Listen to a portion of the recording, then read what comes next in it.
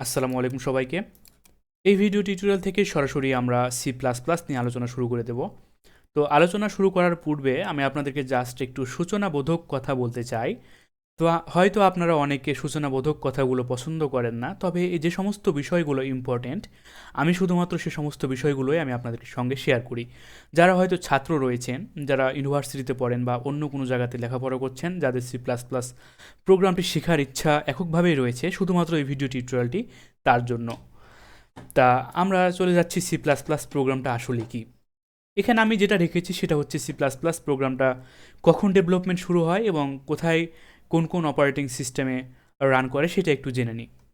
তো বেল ল্যাবে 1979 সালের দিকে Bjarne Stroustrup C plus plus development শুরু করেন। এই যে বিজান যে রয়েছে স্টোস্ট্রাপ, সে সি প্লাস প্লাস ডেভেলপমেন্ট শুরু করেন এই ব্যক্তিটি 1979 সালের দিকে। সি প্লাস প্লাস প্রোগ্রামিং ল্যাঙ্গুয়েজে অবজেক্ট ওরিয়েন্টেড ফিচার দেওয়ার জন্যই মূলত সি প্লাস প্লাসের উৎপত্তি হয়েছে। সি প্রোগ্রামিংয়ে কিন্তু আমাদের অবজেক্ট ওরিয়েন্টেডের কোনো ফিচার নেই, বাট সি প্লাস প্লাসকে আমরা সি প্রোগ্রামিং কিন্তু শিখে এসেছি, তাই না? সেখানে কিন্তু আমরা অবজেক্ট ওরিয়েন্টেড অর্থাৎ ওওপি নিয়ে আমরা কোনো আলোচনা করিনি।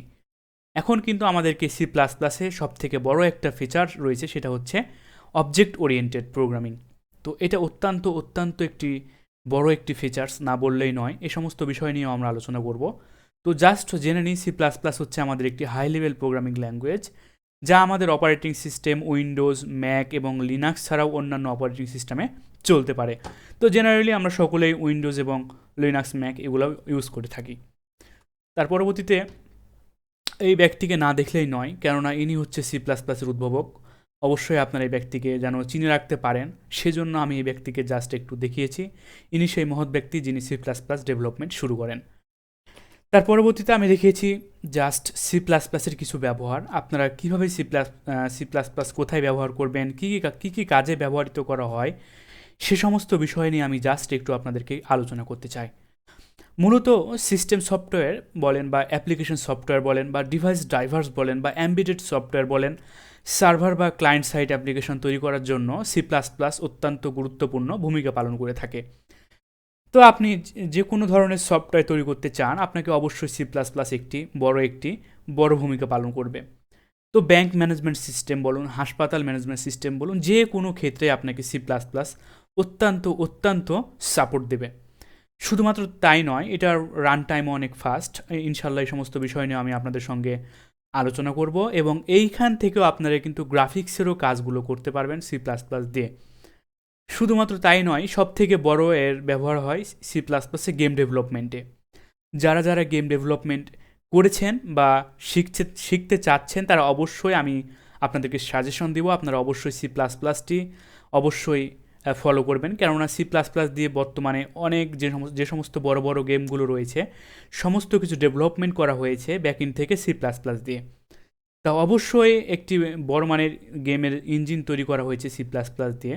শুধুমাত্র তাই নয়, আপনারা যদি ভালো মানের ডেভেলপার হতে চান, তাহলে অবশ্যই সি প্লাস প্লাসটি শিখবেন আর কি। তো জাস্ট এই সমস্ত ব্যবহারই আমরা আজকে ভিডিও টিউটোরিয়াল থেকে জানলাম। সি প্লাস প্লাস দিয়ে আমরা কী কী কাজ করতে পারবো, এছাড়া আমরা ডাটাবেজের সঙ্গে কানেকশন দিতে পারবো। যে সমস্ত সফটওয়্যারগুলো তৈরি করবো, সেই সমস্ত সফটওয়্যারকে আমরা ডাটাবেজের সঙ্গে কানেক্ট দিতে পারবো। এছাড়া আপনারা একটু ইউটিউব না, সবসময় আপনারা ডকুমেন্টেশন ফলো করবেন। আপনারা সি প্লাস প্লাসের যে ডকুমেন্টেশন রয়েছে সেটি একটু ফলো করলেই হবে। কোনো কিছু দেখার পূর্বে অবশ্যই আপনারা ডকুমেন্টেশন দেখবেন, তাদের দেখবেন, ওয়েবসাইট তাদের ঘাটাঘাটি করবেন।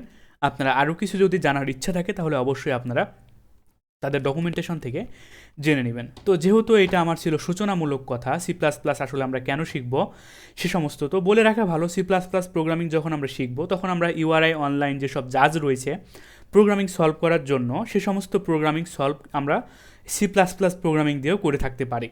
তো আমরা অবশ্যই করব, অবশ্যই আমার ভিডিও টিউটোরিয়ালে থাকবে এবং কিছু প্রোগ্রামিং সলভ করে দেখাবো। তার পরবর্তীতে লিনিয়ার সার্চ, বাইনারি সার্চ, এই সমস্ত সার্চ, অ্যালগোরিদম, ডাটা স্ট্রাকচার নিয়েও ইনশাআল্লাহ আমি সি প্লাস প্লাসের অনেক ভিডিও টিউটোরিয়াল তৈরি করব শুধুমাত্র আপনাদের জন্য। এছাড়া থাকবে এক্সট্রা ফিচার যেগুলো রয়েছে অবজেক্ট ওরিয়েন্টেড প্রোগ্রামিং, সে সমস্ত বিষয় নিয়েও আমি আপনাদের সঙ্গে A to Z আলোচনা করব। তো অ্যালগোরিদম, ডাটা স্ট্রাকচার, এই সমস্ত ভিডিও থাকবে এবং সি প্লাস প্লাস শেখার জন্য যতটুকু শেখার দরকার আপনাদের, সে সমস্ত বিষয় নিয়েও আমি একদম A to Z আলোচনা করব। তো আজকের এই ভিডিও টিউটোরিয়ালটি এই পর্যন্তই, দেখা হবে নেক্সট ভিডিও টিউটোরিয়াল থেকে। ধন্যবাদ সকলকে, আল্লাহ হাফেজ।